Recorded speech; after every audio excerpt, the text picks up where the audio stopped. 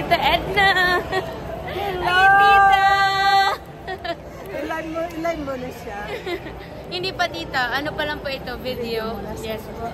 Sino kasama mo? Wala po. Ako na malis ka.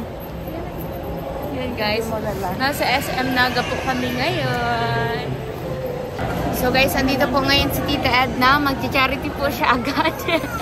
Ang Merit Community, ang Team Philippines po. So, andito po yung bibigyan ni Tita Edna ng tulong ng Team Philippines po. May ano po siya, Tita? Meron siya ng... Ikaw na. May sis sa ovary. May sis po Sis sa ovary. And then, magbibigay tayo ng pampa-check up niya. Okay. So, part na ng charity natin yun. Sige po, apo. So, ano mo na lang, magbibigay tayo. Apo. Para kasi single mom siya. Apo. So, Pero parang familiar po siya sa akin, hindi ko lang Tagalog pa po. Kaya pala. She's also from Naga. Apo. So, para ano natin, mag-spread tayo ng Kindness, blessing. blessings. So, yun naman talaga ang purpose ng pag-charity natin. Yung tumulong tayo sa mga nangangailangan, even yung kunti, yung kaya natin na makatulong tayo.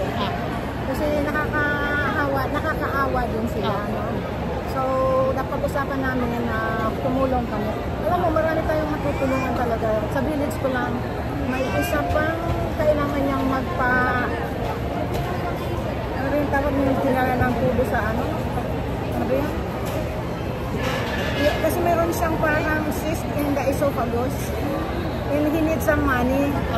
So, para makapagpa-endoscopy siya.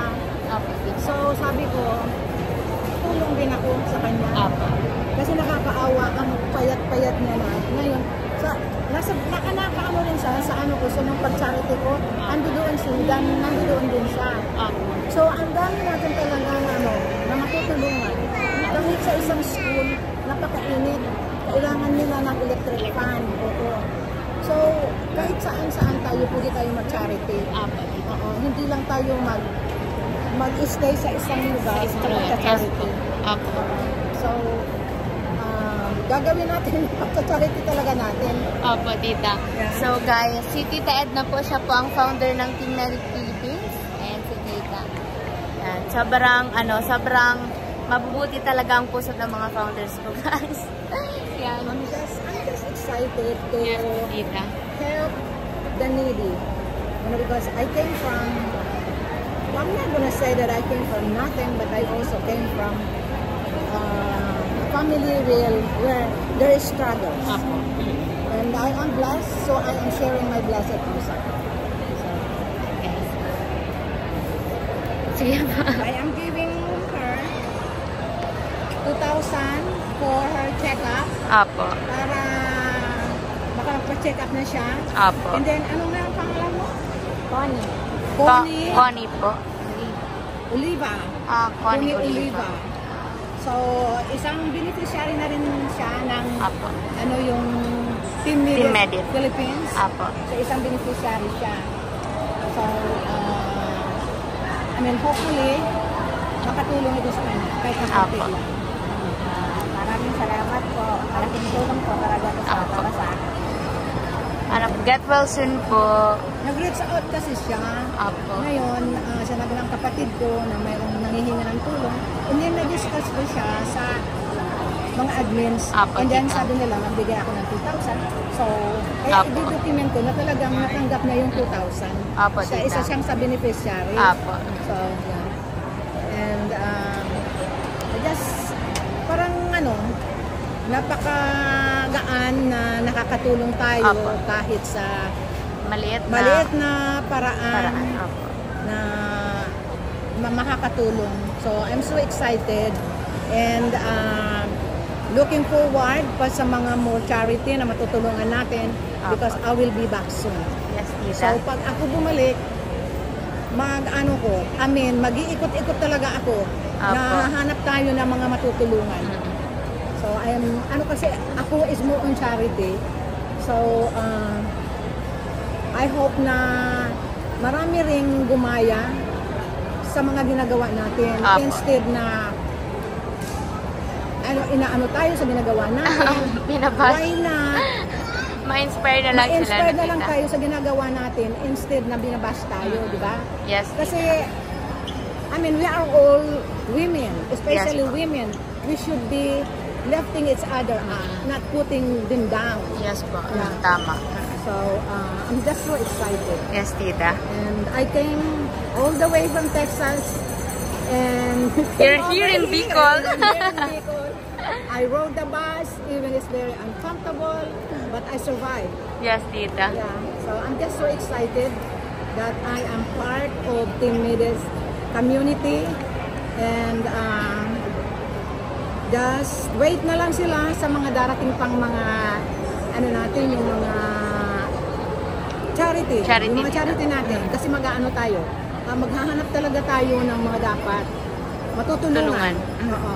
So mag-aano ako, basta marami akong tutulong talaga ako, especially sa mga kids, sa school, tutulong talaga ako with, I mean, kasi matagal naman ako nagsa-charity na eh, kaya lang, wala namang publicity yun, kasi hindi ko naman kailangan ng publicity. Alam naman doon sa amin, ako talaga ay tumutulong. Yeah. So I am just so excited. And I was glad that I finally met you. Yes, and you are so pretty. And people tell me that if you see her in person, and she is pretty, and you are pretty. So, thank you, tita. Yeah. And I said, I know one day I have a chance to meet with you. Yes, tita. And I will, makikita ko talaga yung mga sinasabi nila na maganda ka. Yeah, you are pretty. I mean, for me, you are pretty. Thank you, tita. Lahat naman tayo magaganda, no? Yes, tita. Yung especially kung mayroon kang mabuting kalooban. Oo. Kasi yung, maganda ka sa outside, and then pangit yung sa loobin mo, pangit din yun. Yeah, pangit din yun. So, mas gusto ko pa yung hindi ka kagandahan, and then maganda yung nasa loob mo. Yun ang kahanga-hanga talaga. Tama. Especially dito sa Philippines, marami talaga ditong kailangan tulungan. Kasi nandito, taga rito rin ako, alam ko kung ano yung struggles. Gano'ng kahirap ako. Nung hirap talaga ang buhay dito. So, na-inspired lang ako. Kasi yung gumawa ka ng konting charity, makikita mo yung mga smile in their face. I mean, nung Tuesday, I mean, talagang kahit napagod ako kasi kararating ko pa lang galing Bicol, walang tulog. Ang daming tumulong na nagluto, napak yung food. Marami talaga sila na parang bayanihan, na halos wala naman akong ginawa, kundi bilhin yung anong kailangan. Nagawa ko yun, and then nakapagpahinga ako, and then nung mga 5 o'clock doon na, nagpakain kami. And talagang very successful talaga yung ginawa ko. Tita, napanood ko po. Ang dami na lang na views. Ang mga 50,000 na views. Yeah, so I'm just so excited, and nagkita rin tayo. So guys, abangan nyo po ang aming adventure ni Tita Edna dito. Pangalawang founder na po siya na na-meet ko, founder ng community natin. Yung una po si Tita Rosaline, founder ng Team Merit International Italy. Tapos ngayon po si Tita Edna, founder ng Team Merit Philippines. So yan, sobrang excited po kaming dalawa, at sana talaga mas marami pa kaming matulungan. At yun, mahirap talaga ang buhay guys, sobrang hirap talaga ng buhay.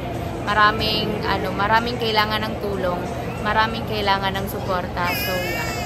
Pero siguro ang pinaka matutulong natin na hindi magkakos ng kahit piso, yung kindness, yung kabutihan na i-share natin sa ibang tao. So yan po, spread kindness guys. Kasi yun yung pinakamahalaga po. Yeah, I agree with that. Yung tutulong ka na galing talaga sa puso mo. I mean, parang yung tuwa na mararamdaman mo na makakatulong ka sa mga tao na kahit hindi naman gaano malaking halaga. I mean, I'm just so excited. Yes, I am very private person, and then when I become founder of Team Merit Philippines, oh my God, it's like you're gonna see my face on social media, but I'm just so excited na retired na ako.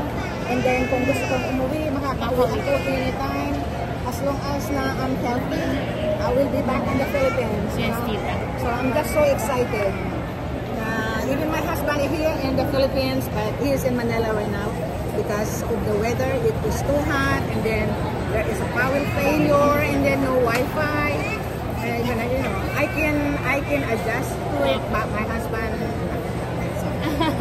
So, uwi ako ng Maynila, sasakay ako ng bus, and then I will see him tomorrow. But we still be gonna be staying maybe I think another week, and we will be in Manila. And so. I will be in touch. Mag-touch base ako sa'yo. And discuss more things. And I'm just so excited. I mean, I'm so happy that we finally met. And, I mean, yung sinasabi nila tungkol sa'yo na you are very sweet. And that's my impression, you know? And yung maganda ka, you are beautiful. Thank you, tita. You know? Because, I don't know. I'm speechless. Speechless ka na, tita. Ang galing pala ni Tita Edna magsalita, guys. Oh my God.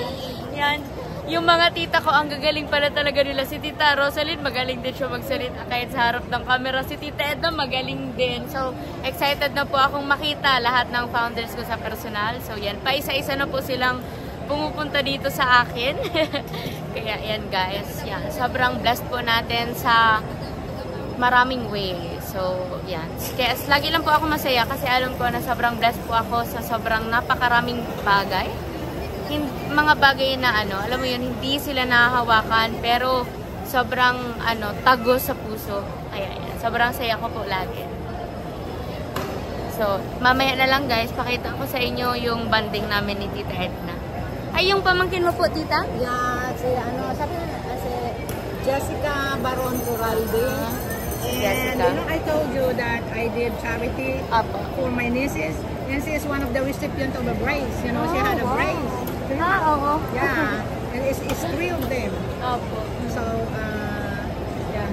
That's my niece. And mayroon akong 2 estudyante. One, nasa 3rd year college. And then yung isa, 2nd year college. Sa electrical engineer. And then yung isa, education. 3rd year college na rin siya. Wow. And I met with them yesterday. Ang dami pong beneficiary din ni Tita Edna, mga pinag-aaral niya. Mga pamangkin niya. Pamangkin niya. Nag-start ako sa mga pamangkin ko muna. So guys, another subscriber siya. Another subscriber. Siya, subscriber na siya. Naka-follow. Ang dami kong na-recruit ng mga subscribers. Noon sa amin.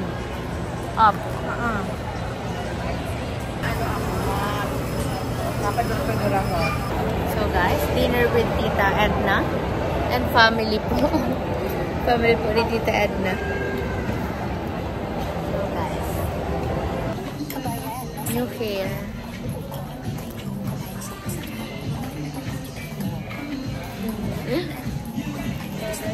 Okay. I'm with Jana, guys. Hello guys, good evening. Tapos lang namin mag-coffee date because we're so busy. Yeah. Sobrang busy po kami lately.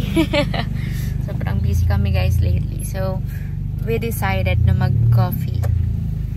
And na din, celebration na din ng mansari ng community natin. So, 8 months. 8 months na tayo guys. So, yeah. Papunta po kami ng Pure Gold. Ihatid niya ako doon. Kasi mag-charity kami ni John. So, i-charity po namin yung nag-service sa amin na tricycle driver nung bagyo. Nung namigay tayo ng food packs para sa mga tricycle driver, jeepney drivers, and sa mga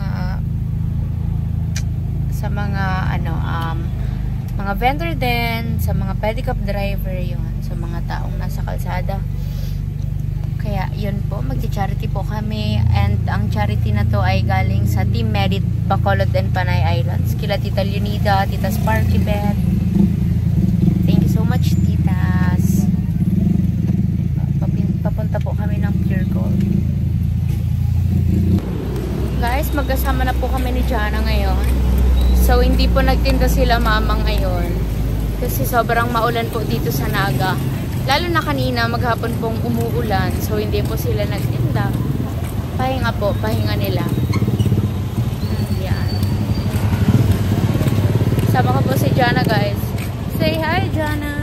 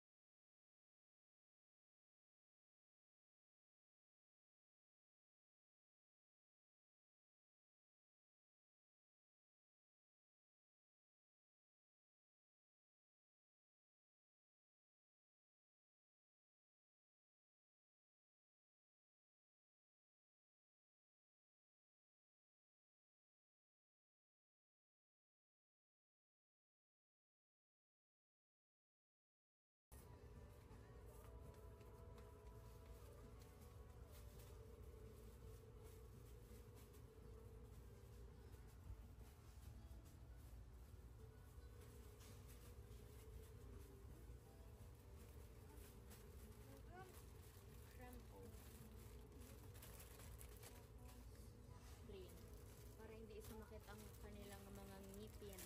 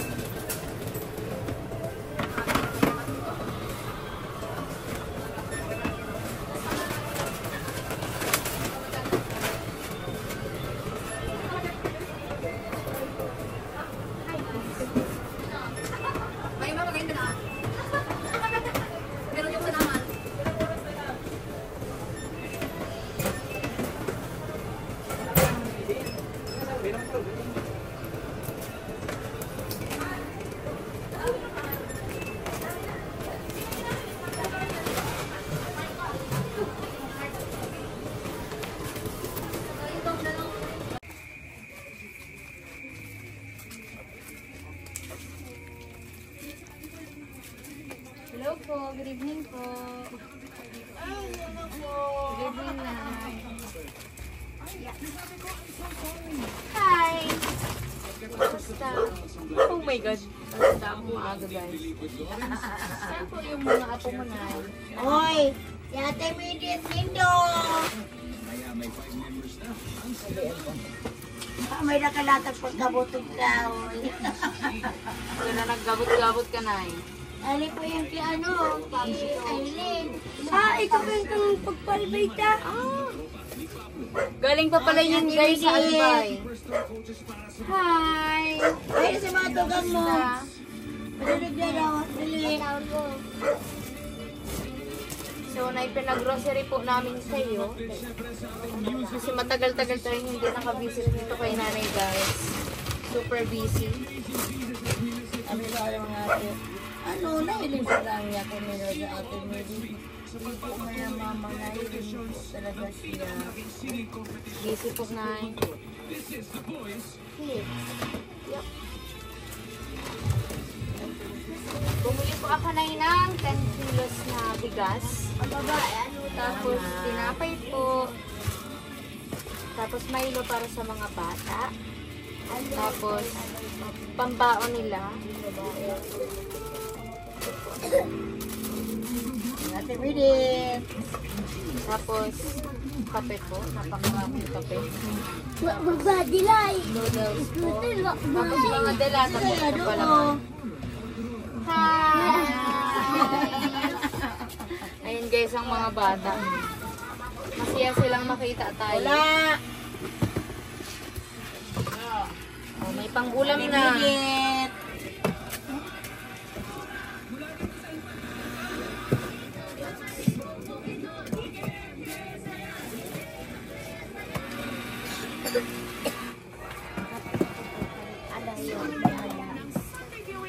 So guys, Yan po. Hi, kamusta? Kamusta ang school? Ha? Oh, may ubo ka. May ubo ang isa. Kakapaulan yan. Ulan init. Pasensya na po na. Konti lang po. Salamat po. Konti lang po ang nakaya ng budget. Ano ang sabi nila kay Ate Medit? Welcome. Walang kiss ang ate. Oh, kiss daw kay Ate Medit. Dali, kiss. Kiss, dali. Kiss. Kiss. Walang saro. Yung saro, turog na. Kiss. Ay, uy, ano pa pala? Oh, Ito kiss guys daw kay ay Ate introvert. Medit. Kiss. Daw kay Ate Medit. Oh. Everyday po sila pumapasok na eh. Very good. Kamusta? Ay, very good. Ate Kamusta Medit, ka? yung bunso na eh. Ay, Pero wow. kada ko yung star. Ay wow, madami daw stars guys. Yung bunso. Sige nga, 5 plus 5. 5, Kinder pa lang. 1 plus 1.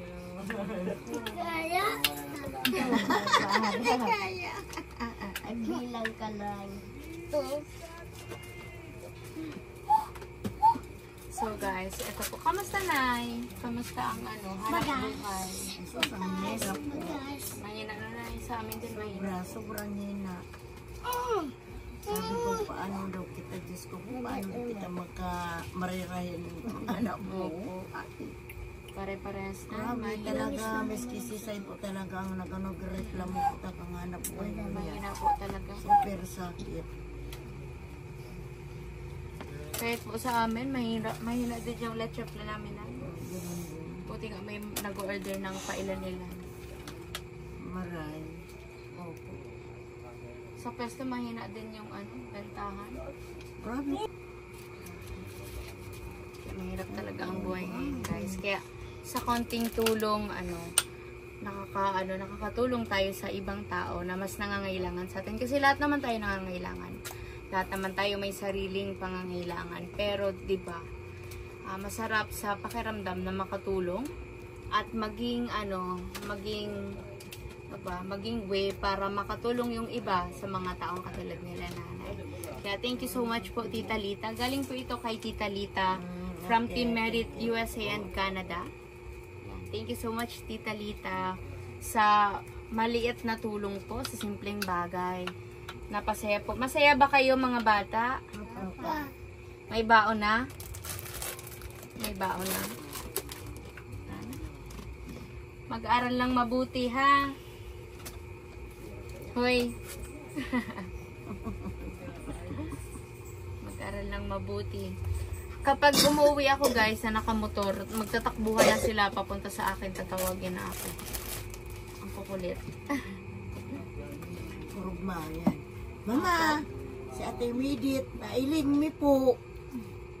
Pauli po siya, duman palaog na po duman sa inang harong. Arami pa ang harong niya. Duman po bagang kami sa inda, nagkakang kami. Opo.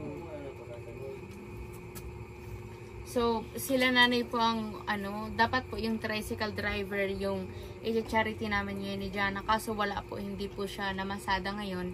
So, sila nanay na po yung inuna namin.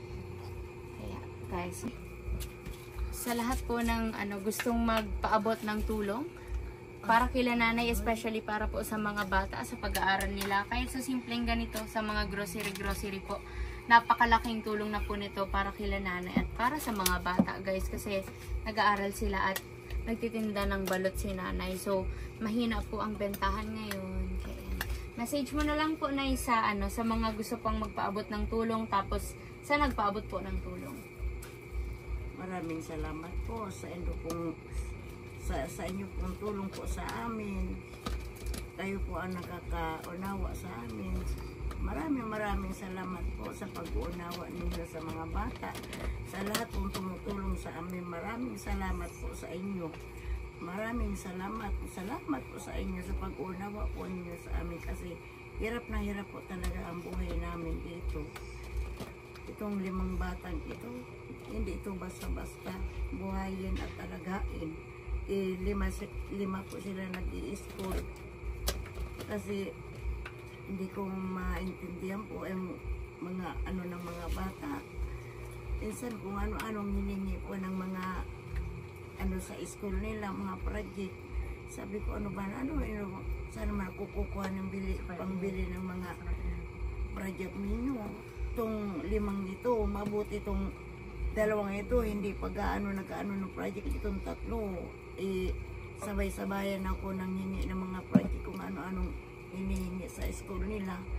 Sabi ko, sana pagtinda ko makakuha man lang akong magpabili ng mga project para mabili ko ta. Kawawa naman po sila pag hindi mo naman po sila binigyan ng pambili ng project. Ang sabi ng mga bata, Mama, mayroon po kaming hinihingi sa amin ng mga teacher, ganito pang bibilhin mo. Sabi ko, sige. O minsan hindi ko po nabili dahil minsan wala po kong income at wala naman ng panindang balot. Nawawala kasi minsan wala ko talagang paninda. Sabi ko, paano naman tayo? Ang ginagawa ko, mabuti yung isang tindahan, okay sa amin magpautang kahit magkano. Okay lang po sila magpautang sa amin. Kaya sabi ko, pag ako may hanap buhay, hindi ko na tinakalimutan yung utang ko. Nung nasa pag-unawa at nakakain kami, kahit wala kong hanap buhay. Pray lang na yun. Kasi syempre may mga challenges talaga na kahit anong gawin natin, hindi natin kaya. So, sigad lang ang nakakaalam ng lahat at nakaigad ang lahat ng solusyon. So, manalig lang tayo na yun. Salamat na lang po sa pagtulong po ninyo lahat sa amin. Kahit magkano lang po ginugrocery po ninyo sa amin. Maraming salamat po sa pagtulong ninyo lahat po sa amin. Welcome na.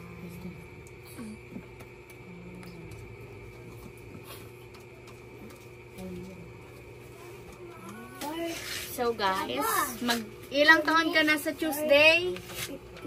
15 years old na guys ang aking panganay.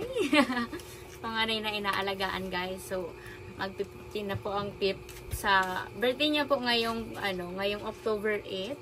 Okay, yan. Advance happy birthday, Pip. Mag-aral lang mabuti, wag makulit, wag pasaway. Makinig kay mama lagi. Kamusta ang school mo? Ayos man. Aral lang gawa mo ng exam. Oh, very good. Matalino to guys si Prince. Isa po ito sa beneficiary natin. Yan. Thank you so much po sa patuloy na sumusuporta pa rin sa akin. Sa mga taong patuloy na nagtitiwala, na nagmamahal. Yan. Thank you so much po. And sana mas marami pa tayong matulungan at sana suportahan niyo po ako palagi. Hindi ko po sasayangin yung pagmamahal at suportang ibinibigay niyo sa akin.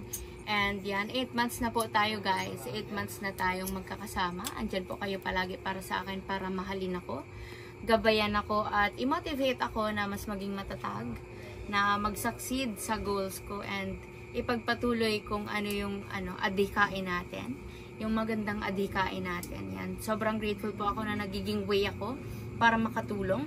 Nagiging way nyo ako para matulungan yung ibang tao na nangangailangan din. Yan. Thank you so much po sa lahat-lahat, sa pagmamahal nyo, sa suporta. Hindi lang sa akin, pati sa mga taong gusto kong tulungan. Kaya sobrang grateful po ako sa inyong lahat.